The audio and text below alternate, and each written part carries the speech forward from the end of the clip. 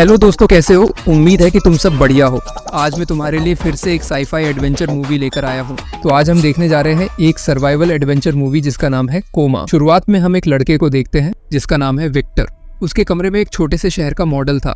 Victor नींद से उठता है और हमें पता चलता है कि उसे अब कुछ याद नहीं है, वो कौन है, वो कहाँ है या उसके पास क्या है, कुछ भी याद नहीं। तभी अचानक वो देखता है कि उसके चारों ओर सब कुछ बदल रहा है। वो डरकर कमरे से बाहर निकलता है। बाहर आकर वो देखता है कि उसके आसपास सब कुछ तबाह हो चुका है। लेकिन अजीब बात यह है कि यहाँ सब कुछ उल्टा पुल्टा है और विक्टर वहाँ अजीब तरह के कुछ लोगों को देखता है। वहाँ कई इमारतें हैं जो आसमान में लटकी हुई हैं और कुछ इमारतें तो हवा में तैर रही थी। विक्टर कुछ समझ पाता उससे पहले अचानक उसके सामने एक अजीब किस्म का डेविल आ जाता है और वो डेविल तुरंत उस पर हमला कर देता है। जब डेविल उसे मारने की कोशिश कर रहा था तभी 3 लोग उसे बचाने के लिए वहां आते हैं और विक्टर को उस डेविल से छुड़ा लेते हैं। लेकिन वह डेविल उनका पीछा करना शुरू कर देता है। भागते भागते अचानक वे एक ऐसी जगह पहुंच जाते हैं जहां उनकी रास्ता खत्म हो जाती है। उन तीनों में से एक विक्टर से कूदने के लिए कहता है, लेकिन विक्टर बहुत डर रहा था, इसलिए उनमें से एक उसे धक्का देकर नीचे गिरा देता है। विक्टर नीचे जाकर एक और जगह पर पहुंचता है। फिर बाकी के 3 लोग भी एक एक करके वहां पहुंच जाते हैं, लेकिन अभी तक वो डेविल उनका पीछा नहीं छोड़ता। तभी उनमें से एक के हाथ में डेविल का हमला हो जाता है। हालांकि वो गोली मारकर डेविल को दूर हटा देता है, लेकिन उसके हाथ में जो चोट लगी है वो अब उसके लिए बड़ी समस्या बन जाती है। इसके बाद उन तीनों में से एक अपनी जान देकर बाकी सबको बचा लेता है। फिर वे वहां से भाग जाते हैं। विक्टर उस लड़की से पूछता है, तुम लोग कौन हो और ये जगह क्या है, हमारे साथ ये सब क्या हो रहा है? तब वो लड़की उन्हें अपना परिचय देती है। वो कहती है, मेरा नाम फ्लाई है और इसका नाम फैंटम। फ्लाई आगे कहती है, तुम यहाँ जो कुछ भी देख रहे हो ये सब कल्पना की दुनिया है। तुम अब ऐसी जगह हो जहाँ वो लोग आते हैं जो कोमा में होते हैं। यहाँ जो भी इंसान तुम्हें दिख रहे हैं वे सब कोमा में हैं। जब लोग कोमा में जाते हैं तो वे इस दुनिया में आ जाते हैं और यहाँ हर किसी की यादों से ये दुनिया बनती है। हर किसी की यादें बदलती रहती हैं, इसलिए इस दुनिया में इतने अजीब चीजें होती रहती हैं। फ्लाई यहाँ विक्टर के माथे पर एक चोट देखती है और फिर अपनी शक्ति से उसकी चोट को ठीक कर देती है। इसके बाद एक उल्टी तैरती हुई बिल्डिंग नजर आती है। फ्लाई कहती है, हम इसी बिल्डिंग में रहते हैं।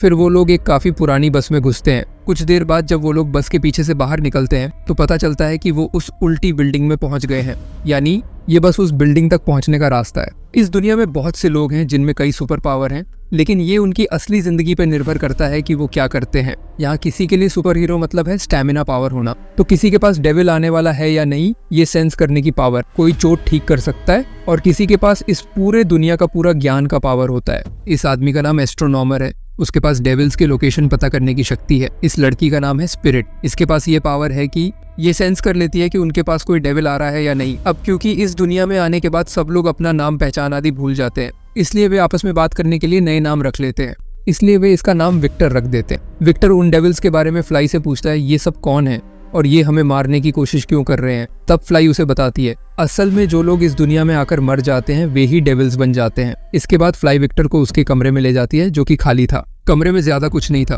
फ्लाई विक्टर से कहती है, जब भी तुम सोते समय कोई सपना देखोगे वो इस दुनिया में सच हो जाएगा। और ठीक यही हुआ। विक्टर ने सपने में देखा कि उसका एक्सीडेंट हुआ है और वो उस कार में बैठा था। दरअसल ये असली दुनिया में उसके साथ हुआ था और इसी एक्सीडेंट की वजह से वो कोमा में आ गया। जब उसकी नींद खुलती है तो विक्टर देखता है कि वो कार उसके कमरे में आ चुका है।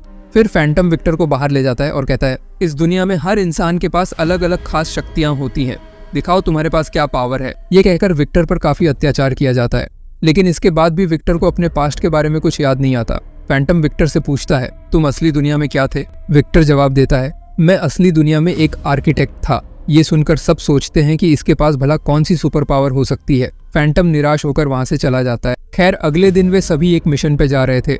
असल में उन्हें कुछ हथियारों की जरूरत थी जो इस दुनिया में दूसरे लोगों के पास थे। वे पैदल चलते हुए उस जगह पहुंचते हैं, लेकिन जिनके पास हथियार थे वे उन पर हमला कर देते हैं। फिर फैंटम और उसके साथ मौजूद लोग अपनी पावर और चालाकी से लड़ाई कर उन्हें हरा देते हैं। इसके बाद वे उस जगह पहुंचते हैं जहां हथियार रखे हुए थे, एक सबमरीन के अंदर। लेकिन हथियार लेने से पहले ही वहां 3 डेविल आ जाते हैं। तभी वो व्यक्ति जो हथियार निकालने जा रहा था नीचे गिरने लगता है। ठीक उसी वक्त विक्टर की पावर एक्टिवेट हो जाती है। यहाँ से ये साफ हो जाता है कि असली दुनिया में जो आर्किटेक्चर का काम वो करता था उसका दिमाग कोमा में भी उसी तरह काम कर रहा है। विक्टर ये समझ जाता है और अपनी कल्पना शक्ति पर जोर देता है। वो अपनी कल्पना शक्ति से लिफ्ट के अंदर एक स्लाइड तैयार कर देता है, जिसकी वजह से वो व्यक्ति नीचे गिरने के बजाय ऊपर की ओर उठने लगता है।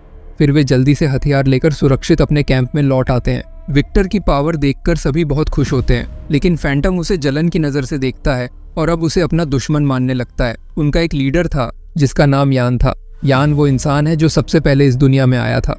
वो विक्टर से कहता है, तुम हमारे लिए ऐसा शहर बनाओ जो किसी के सपनों से नहीं बल्कि तुम्हारी अपनी कल्पना शक्ति से बना हो, और वो शहर पूरी तरह से सुरक्षित हो, यहाँ तक कि डेविल्स भी उस शहर तक न पहुंच सके। विक्टर उसकी बात मान लेता है। अगले दिन वे उस जगह को छोड़कर एक नई जगह की ओर निकलते हैं, जहां जाकर विक्टर उनके लिए एक शहर बनाएगा।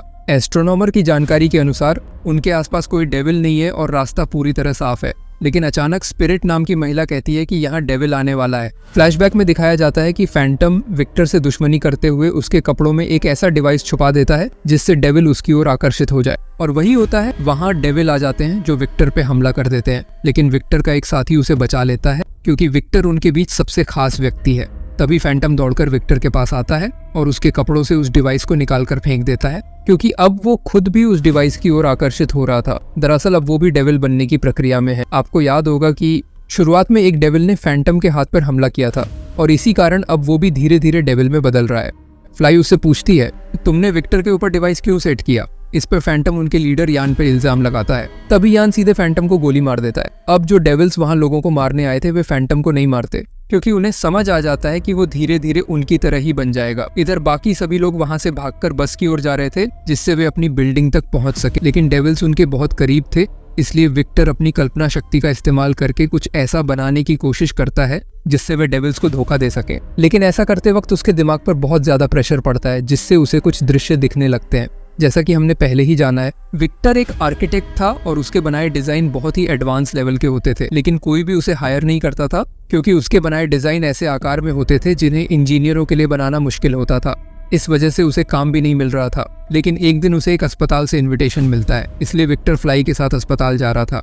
असली दुनिया में फ्लाई विक्टर की गर्लफ्रेंड थी, लेकिन कोमा की दुनिया में वे एक दूसरे को पहचान नहीं पा रहे थे। जब विक्टर अस्पताल पहुंचता है तो फ्लाई को अंदर जाने की इजाजत नहीं दी जाती, इसलिए मजबूर होकर विक्टर अकेला ही अस्पताल के अंदर चला जाता है। वहां उसकी मुलाकात एक व्यक्ति से होती है जिसका नाम यान है। हाँ, यही वो व्यक्ति है जो कोमा की दुनिया में उन सबका लीडर था। यहाँ वो एक बड़ा डॉक्टर और वैज्ञानिक है।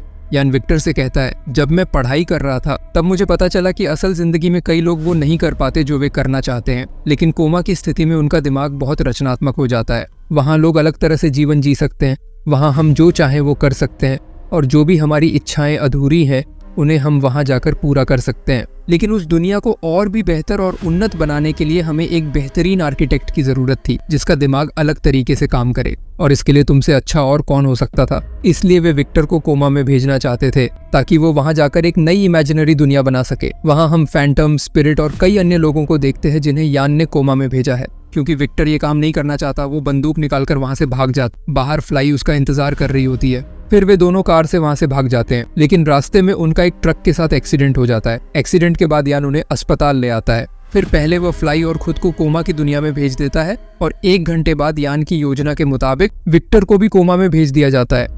असल में इस दुनिया के कुछ घंटे कोमा की दुनिया के कई महीनों के बराबर होते हैं, इसलिए जब फ्लाई को 1 घंटे पहले कोमा में भेजा गया उसने वहाँ कई दोस्त बना लिए, और जब विक्टर वहाँ पहुँचता है तब यान ने फ्लाई और कुछ लोगों को विक्टर को बचाने के लिए भेज देता है। यहाँ सवाल उठ सकता है कि कोमा की दुनिया में जाने के बाद तो कुछ याद नहीं रहता, फिर कैसे यान को पता चलता है कि विक्टर कोमा में आ गया है, यानी उसे कैसे सब कुछ याद है। असल में यान अपने शरीर में एक ऐसा केमिकल इंजेक्शन ले लेता है जिसकी वजह से जब वह कोमा की दुनिया में जाता है तब भी उसे सब कुछ याद रहता है। इस केमिकल की मदद से वो किसी भी विचार या कल्पना के माध्यम से असली दुनिया में मौजूद अपने लोगों को उन मॉनिटर्स के जरिए विभिन्न संकेत दे सकता है। खैर, असली दुनिया में विक्टर की आंखें खुल जाती हैं, साथ ही यान के इशारे पर उसके लोग उसे कोमा से बाहर निकाल लेते हैं। अब विक्टर यहाँ से निकलना चाहता था, लेकिन उसे पकड़ लिया जाता है और उसे कहता है, अगर तुम यहाँ से चले गए तो तुम्हारी गर्लफ्रेंड जो अब कोमा में है उसे डेविल्स मार देंगे, और इसके कारण असली दुनिया में उसका दिमाग बेकार हो जाएगा जिससे उसे सामान्य जीवन नहीं मिलेगा। इसलिए तुम एकमात्र ऐसे व्यक्ति हो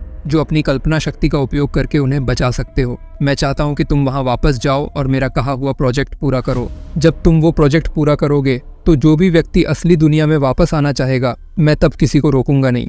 साथ ही हम अब तुम्हारे दिमाग में एक ऐसा मेडिसिन डालेंगे जिससे कोमा की दुनिया में जाकर तुम्हारा दिमाग और ज्यादा सक्रिय होगा, तुम्हारी याददाश्त पूरी तरह कायम रहेगी। विक्टर इस डील के लिए राजी हो गया। फिर तुरंत ही उसे कोमा में भेज दिया गया और उसकी चेतना उसी जगह पर लौटी जहां हमने कहानी की शुरुआत में देखा था। इधर यान भी कोमा में चला आया। दूसरी ओर विक्टर और उसके साथी डेविल्स से खुद को बचाने के लिए इधर उधर भाग रहे थे। विक्टर के लौटने के बाद वे सभी उस जगह पहुंच गए जहां विक्टर ने अपने कल्पना से एक नया शहर बनाना शुरू किया। वो शहर बेहद सुंदर और अद्वितीय था और उसकी खासियत ये थी कि वहां कोई भी डेविल प्रवेश नहीं कर सकता था, यानी एक पूरी तरह से सुरक्षित शहर। लेकिन यान अपनी प्रतिज्ञा तोड़ देता है। वो सबको सच्चाई बताता है और कहता है दी, अगर मैंने तुम्हें असली दुनिया में जाने दिया तो तुम वहां जाकर सभी को बताओगे कि कोमा की दुनिया में कोई न जाए, नहीं तो वे हमेशा के लिए फंस जाएंगे। और अगर ऐसा हुआ तो मेरी इस दुनिया में इंसानों के बिना क्या बचेगा। यान अब उन्हें भी मारने का फैसला लेता है। तभी उनमें से एक व्यक्ति हवा में घुलने लगता है और यान कहता है, असल दुनिया में तुम्हारे शरीरों से लाइफ सपोर्ट हटा दिया जा रहा है, इसलिए अब कुछ ही सेकंडों में तुम सब यहाँ बेहोश हो जाओगे।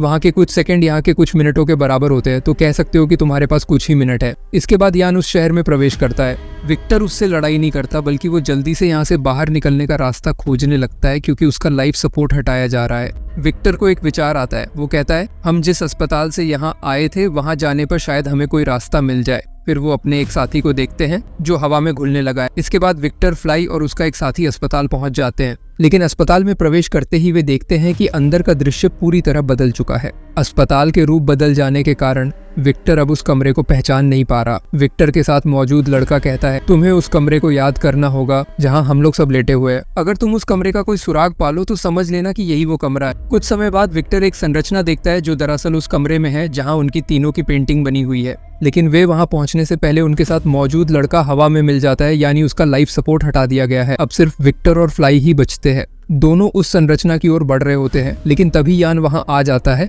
और उन्हें वहां जाने से रोकता है। दरअसल वो नहीं चाहता कि वे असली दुनिया में लौटे, बल्कि यान चाहता था कि वे यहाँ मर जाएं, ताकि वो नए तरीके से यहाँ राज कर सके। लेकिन यान को रोकते हुए अचानक पीछे से एक डेविल आता है और यान को मार डालता है। और वह डेविल कोई और नहीं बल्कि फैंटम होता है। फैंटम फ्लाई और विक्टर को बचाने के लिए यान को मार देता है। फिर वे दोनों उस संरचना के सामने खड़े होते हैं और ठीक उसी समय वे असली दुनिया में लौट आते हैं। वहां मौजूद वैज्ञानिक अब उन्हें रोकते नहीं हैं, लेकिन दूसरी तरफ यान की हालत बहुत खराब होती है। फिर दिखता है कि विक्टर और फ्लाई अपनी असली जिंदगी में वापस आ चुके हैं। विक्टर अब ऐसे सभी बिल्डिंग के स्ट्रक्चर बनाने लगा है जो असली जिंदगी में बनाना संभव है, इसलिए उसे अब बहुत काम मिलने लगा है। लेकिन साथ ही हम देखते हैं कि उस अस्पताल में भर्ती लोग भी कोमा में विक्टर की तरह असंभव चीजें बनाने की कोशिश कर रहे थे। और इस फिल्म के आखिरी सीन से ये समझ में आता है कि शायद इसका दूसरा भाग भी आएगा, क्योंकि दिखता है कि विक्टर उस हॉस्पिटल से आई हुए एक लेटर को एक्सेप्ट कर लेता है। इसका मतलब है कि वो फिर से कोमा में जाकर कुछ नया बनाएगा और यहीं पे ये फिल्म खत्म होती है। तो मेरे दोस्तों, अगर आपको ये वीडियो थोड़ा सा भी पसंद आया है तो जरूर लाइक और सब्सक्राइब करना ना भूलें।